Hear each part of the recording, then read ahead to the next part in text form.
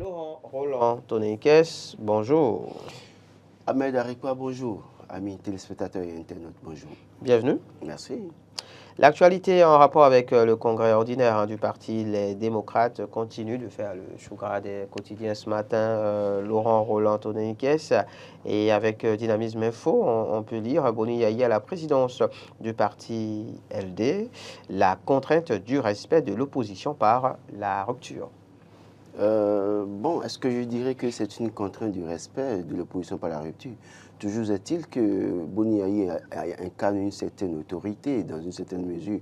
Et comme je le disais ici hier matin, c'est qu'il y a des choses que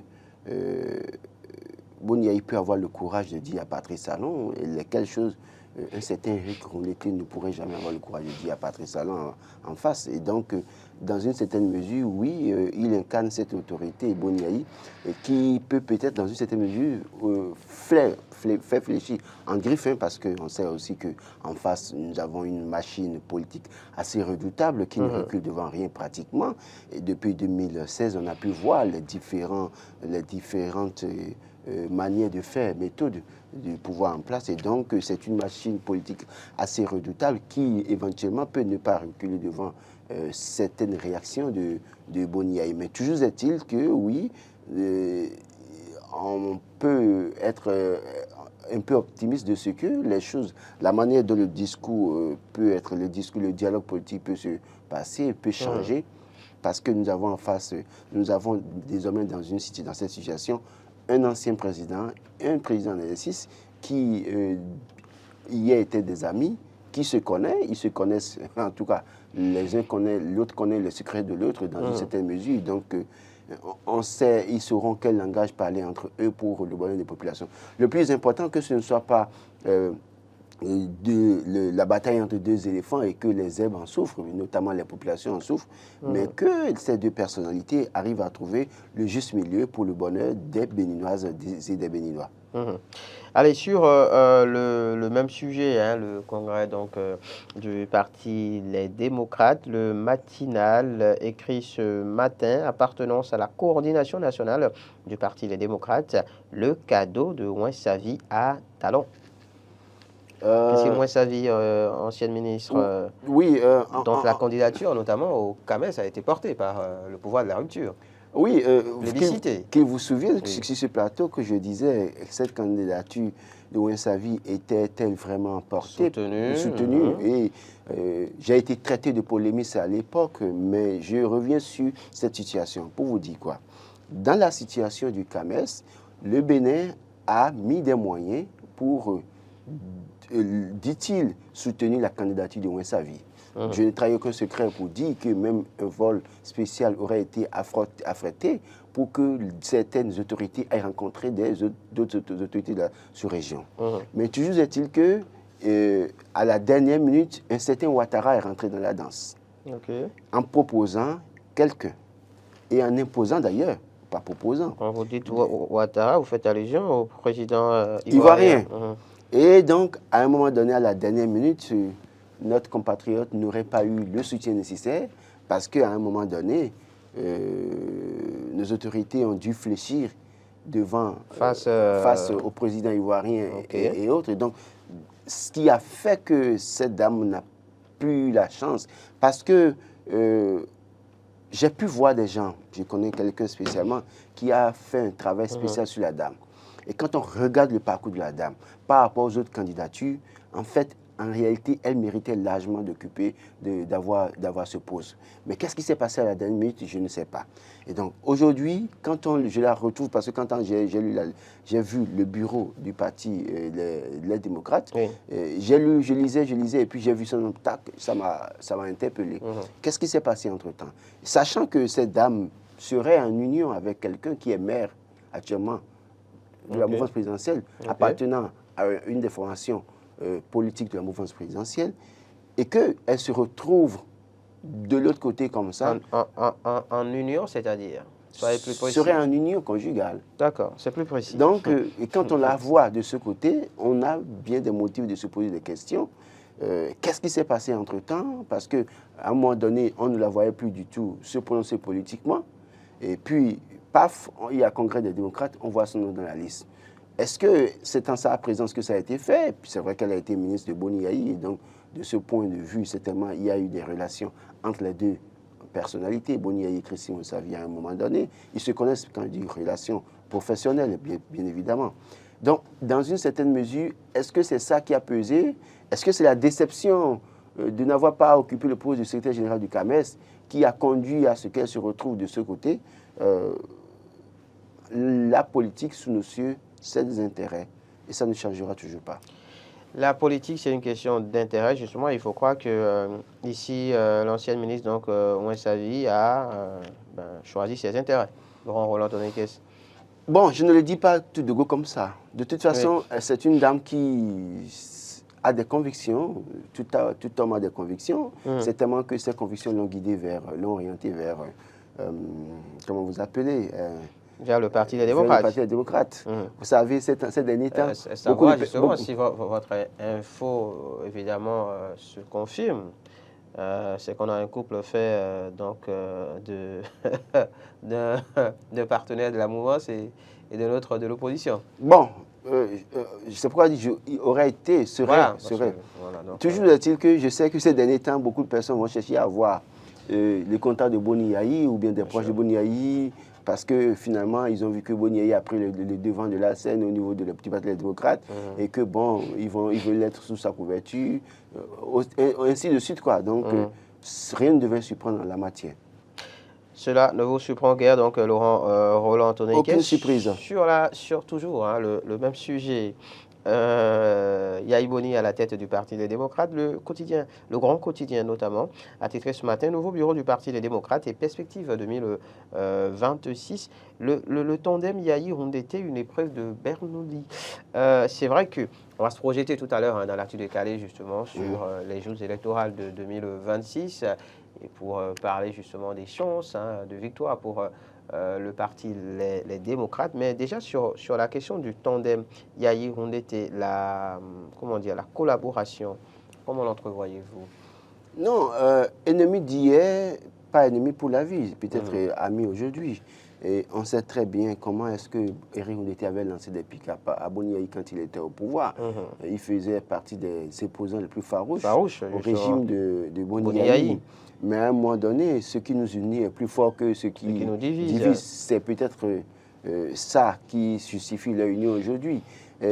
Maintenant, dans une certaine mesure, vous savez, c'est pourquoi je disais que, en réalité, quand on regarde un peu la configuration du nouveau bureau, Éric Rondeté passe du président au premier vice-président.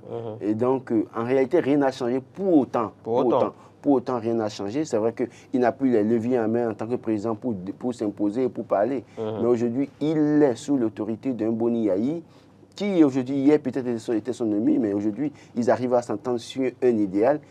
Cet idéal, c'est peut-être dénoncer et rappeler à l'ordre le pouvoir de la rupture. Je ne vois pas un problème en la matière. Je pense que si Éric Rondeté arrive à mieux comprendre sa mission et que Boni Yayi aussi arrive à comprendre sa mission en essayant de s'écarter des ondes dites dans une certaine mesure politiquement parlant, c'est que ce tandem pourrait à l'avenir être un tandem dangereux. Donc je pense que ça peut apporter quelque chose pour la formation politique, les démocrates. C'est vrai que je l'ai dit, quand on prend un peu la 5e circonscription électorale, Éric Rondeté a encore du boulot. Il doit pouvoir aller au contact des populations, travailler à rencontrer les populations, à discuter davantage avec les populations, surtout avec son toujours colistier en griffe, parce que Jude Lediou a toujours été son suppléant. C'est cette année qu'il a été deuxième titulaire sur la liste des démocrates. Donc, un certain Jude Lediou, un certain Claude Djankaki qui est de Tofor également, un certain nombre de personnalités de cette région avec qui il doit s'associer pour arriver à s'imposer, ne serait-ce que déjà dans la 5e circonscription électorale, pour les jours prochaines, ils arrivent à lever plus d'un siège dans cette circonscription électorale. Mais au-delà de ça, c'est que, vous savez, ce n'est pas une question de régionalisme. Quand vous prenez une formation politique, c'est pour ça que même dans la réforme du système partisan, il est clairement défini que chaque formation doit avoir au moins 15 personnes par commune. Et donc, quand on le dit, c'est que vous devez vous arranger pour que, au niveau de votre configuration de votre bureau politique, qu'on remarque toutes les sensibilités de toutes les régions du Bénin, de sorte à ce que, quand Boniaï s'intéresse à travailler peut-être dans les collines, qu'un certain Éric Ondété vienne travailler dans le département de la Cantique, avec les 8 communes, et qu'un certain peut-être, bon, Tchankaki c'est déjà dans la 8e, mais aussi ainsi de suite. C'est pour en fait que le parti puisse réussir à s'imposer, s'implanter davantage dans toutes les régions pour qu'en 2026, même s'ils n'ont pas le pouvoir, c'est qu'ils arrivent à faire peur au pouvoir en place dans une certaine mesure. On revient en tout cas donc sur le sujet du congrès ordinaire du Parti des démocrates, notamment de la nouvelle configuration du bureau, de cette formation politique. On va se projeter sur les Jeux électoraux de 2026 justement et s'interroger par rapport aux chances de victoire pour les démocrates. Ce sera dans l'actu décalé. Vous pourrez interagir avec nous au travers du 96 76 68 68 ou au travers du Meta, la page notamment Bénin Eden TV. En attendant, on poursuit Laurent Roland Tony Kess avec Dynamisme Info qui revient sur les raisons officielles de la démission de Omeki du gouvernement. Et selon le quotidien, il y a anguille sous roche. C'est un peu trop facile de démissionner pour ce genre de raisons, selon Parfait Bokor et les siens. Bon, c'est ce que je dis depuis quelques jours. C'est trop facile de croire qu'il n'y a que ça, en fait. De voir en cette démission cette raison qui est avancée. Je le dis, je ne dirai jamais assez. Cessons de taper dans le feuillage alors que nous voyons clairement le serpent. D'accord. Il est là actuellement, c'est ça le serpent? On voit le serpent. Vous le voyez en ce moment? Le pouvoir en place voit le serpent, mais tape dans le feuillage. Pour moi, il y a matière à réflexion. Si ce n'est que ça qui a fait que Omeki a démissionné pour nous faire croire que, bon, il ne s'entend plus avec son papa, son parrain, et qui démissionne parce que... Pour nous faire croire, dites-vous? Oui, parce que son père ou bien son parrain lui aurait fait un reproche. Il décide de quitter le pouvoir, le gouvernement. Oui, il faut s'assumer, il faut porter ses convictions, il faut les défendre. C'est de ça qu'il s'agit ici. Défendre quelles convictions? En 7 ans, quand on vit dans un gouvernement, quand on est dans un gouvernement pendant 7 ans, militer pour les intérêts du peuple. Quand on est bien traité, vachement payé, et qu'on vit le bling-bling. Oui, mais on travaille aussi. Écoutez, je n'ai pas dit qu'il n'a pas travaillé. Voilà, il faut le dire souvent, parce qu'on souvent on a tendance à oublier. Non, mais qu'on travaille aussi, qu'on fait beaucoup de sacrifices aussi. Qu'on a vécu le bling-bling qu'on connaît. Oui. Et qu'on sait ce que les gens réalisent dans Cotonou aujourd'hui. Et que maintenant, c'est parce qu'on leur a fait un reproche par rapport à une déclaration qu'ils démissionnent. C'est trop facile. Moi, Laurent, je ne consomme pas ça. Vous pensez également qu'il y a anguille sous roche? Oui, moi, je ne consomme pas ça. Je continue de dire que c'est une stratégie politique. Je dirais même pire, c'est une supercherie pour tromper encore le peuple béninois. On veut faire une victime, davantage une victime, pour avoir le peuple béninois. Mais le peuple béninois, davantage, est mature, malheureusement. Politiquement, en tout cas. Politiquement, pour tous les acteurs politiques qui penseront. C'est pareil pour l'opposition et les démocrates.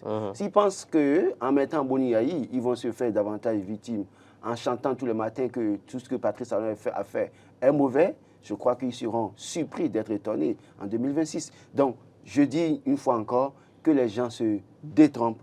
Ils sont dans l'illusion totale. Le peuple béninois de 2023, 2026 ne sera certainement pas le peuple béninois de 2016, encore moins de 2006, qui a mené l'intrigue, qui a fini par découvrir la maison. Rappel à l'ordre pour suscitation déguisée de candidature, hein, c'est plus ou moins le même sujet, des signes que Talon n'influencera pas le jeu politique en 2026. Êtes-vous du même avis? Talon influencera et très fort le jeu en 2026. Écoutez, il va assurer ses arrières. Ah non.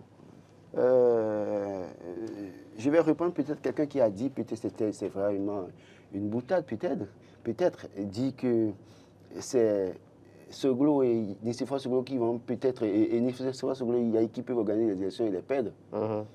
Et avec un certain Patrice Talon, il faut faire très attention. Je dis toujours, on a des hommes à la tête des institutions, mais malheureusement, le pouvoir en place, je le dis une fois encore, et c'est à ces hommes de nous surprendre et de nous rassurer en 2026. Je continue de le dire, c'est mon avis, je l'assume. Le pouvoir en place continue de contrôler les institutions en charge des élections, malheureusement. Maintenant, c'est à ces hommes qui sont positionnés là de nous surprendre en 2026 pour dire qu'ils ne sont pas contrôlés et qu'ils sont assez autonomes et assez indépendants et qu'ils peuvent prendre des décisions qu'ils vont assumer. C'est très important ce dont on parle. Donc, dans ces conditions, et sachant très bien, excusez beaucoup, mais je le dis avec beaucoup de peine, sachant que parmi ces présidents des institutions, il y en a qui ont des cadavres dans des placards. Tels cadavres peuvent être brandis à tout moment pour leur faire peur, pour leur faire fléchir dans une certaine mesure. Je ne pense pas que la bataille de 2026 sera aussi facile pour l'opposition. Dans une certaine mesure, je prends un exemple simple. Un certain Sakalafia à la Commission électorale nationale autonome sera dans une situation où il serait en fait amené à rendre une décision, à proclamer les résultats, soit en faisant honneur à son ancien patron, la formation de son ancien patron, Boni Yahi, et son nouveau patron, son nouveau patron récent, Patrice Talon, dans une certaine mesure. Bon, parce que je le dis patron récent, parce que au niveau de la Sénat, je continue de croire que ce n'est pas son patron directement, mais même si je sais que le pouvoir en place peut contrôler les élections, mais il a été son patron récent parce qu'il a été ministre de l'Intérieur. Donc, dans une certaine mesure, voilà quelqu'un qui se retrouverait dans une situation assez délicate et qui devra peut-être montrer au peuple béninois qu'il a la tête sur les épaules. Donc, dans une certaine mesure, et connaissant très bien le prototype Patrice Talon, qui, bien que n'étant pas président de la République, contrôlait tant bien que mal les élections, dans une certaine mesure, on a pu voir avec Boni Yahi en 2006, en 2011, hein, et s'il a pris le pouvoir en 2016. Qu'est-ce que vous entendez par contrôler les élections en réalité? Bon, vous voulez que je vous fasse peut-être un coup. Ça nous permettra très certainement de mieux nous entendre, de mieux nous voilà comprendre. Un acteur qui s'est mis dans la balance tout le temps en finançant les différents acteurs politiques. En avez-vous les preuves? Bah, écoutez. En avez-vous seulement les preuves, Laurent Roland Nkes? Je vous donne un exemple simple. Oui, je n'ai même pas besoin d'avoir le preuve. Allez-y. Augustin Aranva-Ebla a dit, pour une élection dans ce pays, il allait prendre de l'argent pour le PRD chez Patrice Talon. Publiquement, ce n'est pas moi qui l'ai dit. Oui. D'accord? Donc ça, c'est une preuve. C'est une preuve, selon vous? De ce qu'il peut... Détient-il les preuves de ce qu'il dit? Augustin Aranva-Ebla? De toute façon, c'est un acteur qui contrôle les acteurs politiques. Et donc, si à la touche, il avait ce pouvoir, maintenant qu'il a le levier en main, ce n'est pas aussi facile pour les opposants. Et donc, il a la possibilité d'intervenir dans l'élection de 2026 parce qu'en réalité, l'un dans l'autre, il a besoin de mettre quelqu'un, un fidèle et fidèle. On peut faire semblant de... Pourquoi faire? Bon, passons à autre chose. Pourquoi faire? On va poursuivre? Vous voulez qu'on poursuive? Si vous ne savez pas ce qu'il veut faire en mettant un fidèle et fidèle, en fait, je vous ai dit, leader, oui. Ce qui est sûr, il y a quelqu'un, quelle qu'en soit la personne, si ce n'est pas l'opposition qui prend le pouvoir, quelle qu'en soit la personne du côté de la mouvement qui prendra le pouvoir, sachez que celui-là, Patrice Talon aura un regard sur lui. Et il va jouer peut-être à la Dimitri Medvedev, Poutine Medvedev. Ah, carrément. Pas. Carrément. Donc, s'il n'arrive pas... Ça se voit que vous évoluez bien dans votre théorie du complot. Laurent Roland. Non, mais le problème, c'est que si on n'arrive pas à faire davantage... Vous faites du chemin, en tout cas. Si on n'arrive pas davantage... Il y a de la maturité en la matière également, apparemment, à votre niveau. Non, mais si on n'arrive pas à faire la victime, parce que je sais qu'ils vont faire une victime en leur sein. Victime... Créer une victime. Mais d'une rupture. Hein. Et en tout cas, wait and see. Allez, avec le leader du jour, tout à fait autre chose à présent. Célébration de la Journée internationale de la fille au Bénin.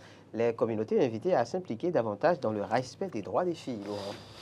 Oui, le respect des droits des filles, c'est très important dans notre société. On constate que déjà la femme était chosifiée. Donc, si la femme est chosifiée, qu'en est-il des filles?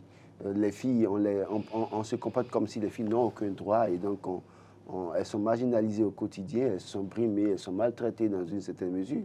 Et la fille maltraitée aujourd'hui, marginalisée aujourd'hui, est cette femme, comment excuser, acariâtre dans le coup de main, avec les différents les vices qu'on peut connaître, une femme qui n'est pas épanouie. Donc, elle transpose ses sentiments de douleur dans le couple, malheureusement. Et donc, c'est un homme qui subit, et bonjour les dégâts aussi là-bas. Donc, travaillons à ce que les filles soient respectées. D'abord, donner la joie aux filles, qu'elles soient épanouies, qu'on respecte leurs droits, leur donner une bonne éducation, une éducation de qualité, assurer également leur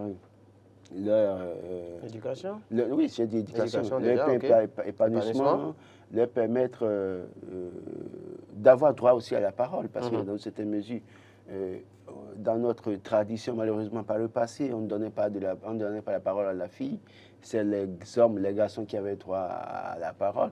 Il faut davantage donner la parole aux filles, parce que les filles ont aussi leur mot à dire dans la construction de notre société, dans une certaine mesure. Et donc, les communautés dans lesquelles, parce que jusqu'aujourd'hui, il y a des communautés dans lesquelles les filles n'ont aucun droit, il va falloir travailler à ce que ces communautés comprennent que la fille a aussi des droits autant que l'homme, que le garçon. Respectons les droits des filles. Laurent Roland Toninquet, ça va d'abord où on peut lire ce matin, violent affrontement population, police à Bassila.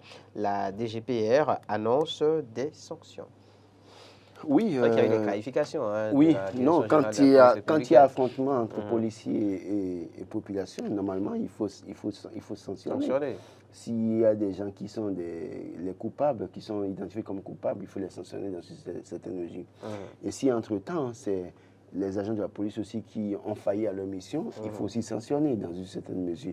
Mais comme je l'ai dit hier, il faut rappeler aux populations de ces zones frontalières que quand les autorités policières ou militaires en arrivent à décider de fermer des pistes, ces populations doivent comprendre que c'est pour leur bien.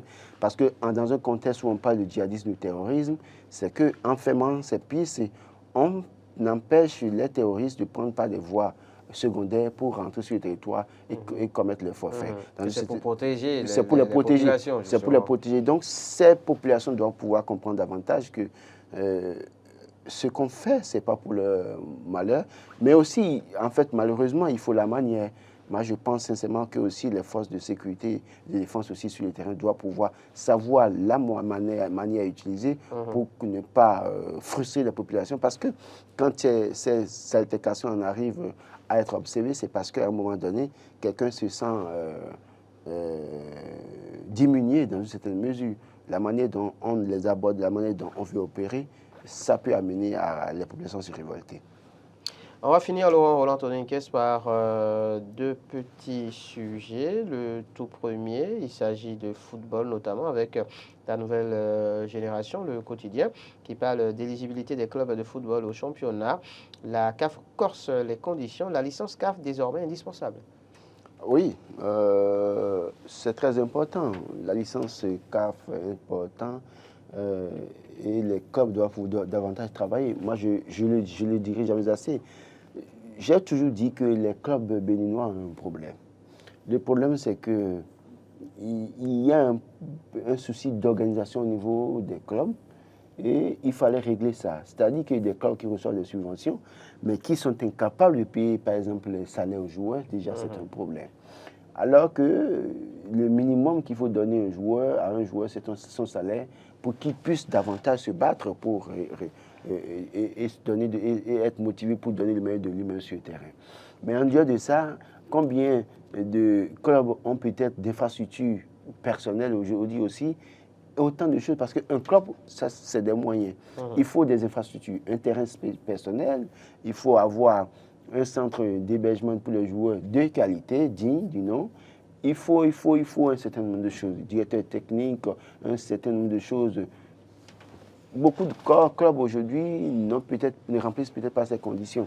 Et quand on exige aujourd'hui la licence CAF pour ces clubs, je crois que c'est au moins déjà le b.a.-ba, le minimum pour que les clubs béninois puissent se mettre au pas, se discipliner pour le meilleur de nos compatriotes et même de tous les joueurs qui Le vivent meilleur justement du du football béninois. Voilà. Avec Matin Libre, on finit à présent. Laurent Roland Tonenquez, après le drame de Dassa, le projet du nouveau code de la route déjà arrangé, s'interroge les confrères. Ouais, nous sommes malheureusement dans l'émotion tout le temps dans ce pays. C'est quand il y a un drame que tout le monde saute et on propose des nouvelles solutions. On est excité et on peut dire qu'on y va, attention, plus jamais ça, il faut arranger ça, il faut un nouveau code de la route, il faut faire ci, il faut faire ça. Paf! Et quand la période passe, l'euphorie passe également et on ne dit plus rien. Et je crois que Matin Libre fait bien de poser la question ce matin et parce qu'il y avait un comité qui avait été mis en place, il y avait des annonces qui avaient été faites par le ministère des Transports à l'époque. Et je crois que c'était toujours au temps de Hervé Romain. Donc, maintenant qu'il a passé le témoin à José Tonato, Didier Tonato, qui aujourd'hui fait un travail assez efficace, mais discrètement, je crois que sur la question, son cabinet ne tardera certainement pas à réagir et à nous dire où est-ce que nous en sommes avec ce nouveau code de la route, nécessairement pour éviter à l'avenir de tels drames, mais également et pour contrôler davantage les moyens roulants, les véhicules à 2 roues, 4 roues et autres sur nos tronçons.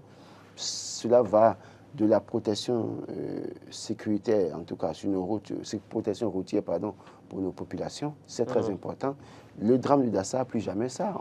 Personne ne devrait encore souhaiter ça. C'est assez douloureux que de voir des gens, malheureusement sur Terre, vivre ce que nous appelons, nous chrétiens, l'enfer. C'est très difficile. Donc, ce nouveau code ne doit pas être dans les bureaux, dans les tiroirs des bureaux, mais doit être sorti pour être appliqué nécessairement sur nos axes routiers. Je crois savoir en tout cas que les travaux sont en cours dans ce sens. Je n'en dirai pas plus. Oui, c'est pourquoi je dis que, voilà. Je sais que le cabinet ne tardera pas à réagir. Allez, Mathilde parle également ce matin, hein, Laurent Roland Tonenquez, vous parliez de protection tout à l'heure sur nos axes routiers, oui, protection des données personnelles au Bénin. J'espère que vous prenez des dispositions pour protéger vos données personnelles. Oui, est-ce qu'on peut continuer, on peut soi-même contrôler ces données personnelles à 100%? Non. Parce que chaque jour que Dieu passe, nous utilisons des données personnelles. Absolument. Quand je prends l'ANIP, par exemple, quand je veux demander un passeport, j'envoie mes données personnelles. C'est à l'État aussi de mettre en place, un mécanisme pour protéger nos données personnelles. Justement, c'est de cela que parle vraisemblablement. Oui, justement. Donc, ce matin, en disant qu'il y a des garde-fous qui sont mis en place. Voilà, donc l'individu pris lui-même peut faire un effort de protéger ses données personnelles en ne partageant pas ces choses avec ses semblables. Mais toujours est-il qu'il y a une responsabilité étatique. L'État connaît nos données personnelles, malheureusement aujourd'hui avec la dématérialisation de tout ce que nous avons au Bénin. Tout ce que vous voulez aujourd'hui, la plupart, vous pouvez l'avoir à partir de votre salon. Et donc, il y a l'État qui manipule déjà nos données personnelles. C'est à l'État de prendre les responsabilités. Et donc, je crois que l'État fait bien de mettre des garde-fous dans une certaine mesure. Parce que tout aussi dépend de comment vous appelez, des hommes qui sont en charge. Qui manipulent ces données personnelles. Parce que s'il y a des gens de mauvaise foi dans cette structure, c'est vite aller pour que vos données personnelles soient mises sur la place publique, dans une certaine mesure. En même temps, comme je le dis toujours, quand par exemple je reçois un Momo de 25 000 francs sur mon portable, et que... Pensez à faire le transfert pendant qu'on et que malheureusement, 1 minute après, quelqu'un m'envoie un message, m'appelle pour dire qu'il a fait erreur, qu'il a envoyé 20 000 francs sur mon numéro. C'est que quelque part, il y a il y a un réseau d'informations. Il y a une fuite d'informations. Donc, à ce niveau aussi, que l'État fasse tout possible pour extirper des rangs des agents de certaines structures les brebis galeuses. Merci à vous, Laurent Roland Tonenquez.